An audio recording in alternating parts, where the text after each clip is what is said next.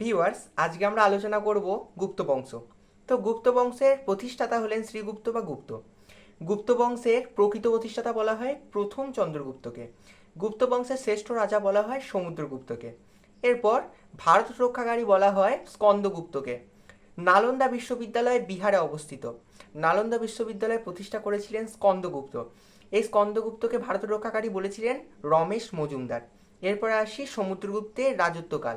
সমুদ্রগুপ্তের রাজত্বকাল হলো 335 খ্রিস্টাব্দ থেকে 380 খ্রিস্টাব্দ। তো আমাদের এই যে সমুদ্রগুপ্ত, এই সমুদ্রগুপ্তের সভাকবির নাম ছিল হরিসেন। তিনি লিখেছিলেন এলাহাবাদ প্রশস্তি। এই এলাহাবাদ প্রশস্তিটা দেবনাগরী বা সংস্কৃত অক্ষরে লেখা, ঠিক আছে। এরপরে এই এলাহাবাদ প্রশস্তিতে সমুদ্রগুপ্তকে কবিরাজ হিসেবে অভিহিত করা হয়েছে।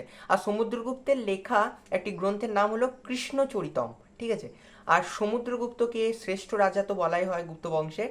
এবার সমুদ্রগুপ্তকে কেন বলা হয়? কারণ তিনি নবরত্ন, তার সাম্রাজ্যে প্রশাসনিক রাজ্যজয় সুবর্ণযুগ থাকার জন্য তাকে ভারতের নেপোলিয়ান বলা হয়। তো সমুদ্রগুপ্তকে ভারতের নেপোলিয়ান বলেছিলেন ভিনসেন্ট স্মিথ। তাহলে সমুদ্রগুপ্তকে ভারতে নেপোলিয়ন বলা হয় এবং তাকে বলেছিলেন ভিনসেন্ট স্মিথ। এবার সমুদ্রগুপ্তের মন্ত্রীর নাম ছিল বসুবন্ধু। আর অভিধর্ম কোষ তার লেখা একটা গ্রন্থ। সমুদ্রগুপ্তই যিনি প্রথম অশ্বমেধ যুক্ত বা ঘোড়াগুলোকে যখন ছেড়ে দেওয়া হয়, সেই ঘোড়া যখন কোনো একটা রাজা ধরে, সেই রাজার সঙ্গে যুদ্ধ করে জয়লাভ করা, এটাকে বলা হয় অশ্বমেধ যজ্ঞ। এই যজ্ঞ করে সবাই। এই যজ্ঞ প্রথম করেছিলেন সমুদ্রগুপ্ত। কোন সম্রাটকে বা কোন রাজাকে বিনা বাজনরত অবস্থায় দেখা যায়, সেটা হলো সমুদ্রগুপ্ত। এরপরে সমুদ্রগুপ্ত কবার উত্তর ভারত অভিযান করেছিলেন? সমুদ্রগুপ্ত টোটাল দুবার উত্তর ভারত অভিযান করেছিলেন। প্রথমবার অভিযানে অচ্যুত নাগ সেন এবং গণপতি নাগকে হত্যা করেছিলেন, ঠিক আছে। এরপরে সমুদ্রগুপ্ত যে অশ্বমেধ যজ্ঞ করেছিলেন সেটা কোথায় পাওয়া যায়? সেটা তার মুদ্রাতে পাওয়া যায়। সমুদ্রগুপ্তের মুদ্রাতে তিনি নিজেকে লিচ্ছবি দৌহিত্র বলে প্রকাশিত করেছেন, বা তিনি কুমারী দেবীর পুত্র হিসেবে প্রকাশিত করেছেন। মানে সমুদ্রগুপ্তের মায়ের নাম ছিল কুমারী দেবী, ঠিক আছে। তাহলে সমুদ্রগুপ্তের যে লিচ্ছবি দৌহিত্র, এটার কথার অর্থ কি? লিচ্ছবি কথার অর্থ হলো বংশ, আর দৌহিত্র কথার অর্থ হলো পুত্র, ঠিক আছে। এরপরে কোন সিংহল রাজ সমুদ্রগুপ্তকে দুধ পাঠিয়েছিলেন? সেটা হলো মেঘবর্ণ। তো কেন দুধ পাঠিয়েছিলেন? বোধগয়া একটা বিশ্রামাগার এবং একটা আশ্রম তৈরি করার জন্য সমুদ্রগুপ্তকে তিনি দুধ পাঠিয়েছিলেন।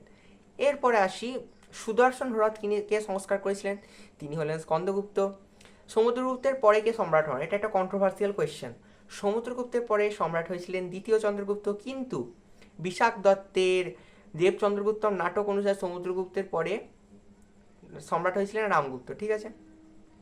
এরপরে সমুদ্রগুপ্তের সময় কোন চীনা পর্যটক ভারতে আসেন? ওয়াং হিউয়েনসি। আর দ্বিতীয় চন্দ্রগুপ্তের সময় কোন চীনা পর্যটক ভারতে আসেন? তিনি হলেন ফা হিউয়েন। তারপরে গুপ্তাব্দ বা গুপ্ত সম্বত, এটা কে প্রচলন করেছিলেন? দ্বিতীয় চন্দ্রগুপ্ত প্রচলন করেছিলেন। কেন না, প্রথম চন্দ্রগুপ্ত 319 খ্রিস্টাব্দ থেকে 320 খ্রিস্টাব্দে যখন সিংহাসনে বসেছিলেন, সেটাকে ইতিহাসের পাতায় ভালো করে স্মরণীয় করে রাখতে গুপ্তাব্দ প্রচলন করেছিলেন। এই দ্বিতীয় চন্দ্রগুপ্তের একটা বিগ্রহ আছে, এই বিগ্রহের নাম হলো বীরসেন, তার সেনাপতির নাম হলো আম্রকার্দ। আর এই যে দ্বিতীয় চন্দ্রগুপ্ত, তিনি সকারি উপাধি গ্রহণ করেছিলেন, ঠিক আছে। আশা করি তোমাদের এই চ্যাপ্টার থেকে আর কোনো কোয়েশ্চেন আটকাবে না। যদি কোনো কোয়েশ্চেন আটকায় তো অবশ্যই তুমি কমেন্ট বক্সে কমেন্ট করে জানাতে পারো। আর আশা করি এই চ্যাপ্টার থেকে আর কোনো কোয়েশ্চেন বাদ রইল না একদম। হ্যাঁ, স্কন্দগুপ্তের অপর নাম কি? শক্রাদিত্য। তো থ্যাংক ইউ, আজকের জন্য ভিডিওটা এতটাই।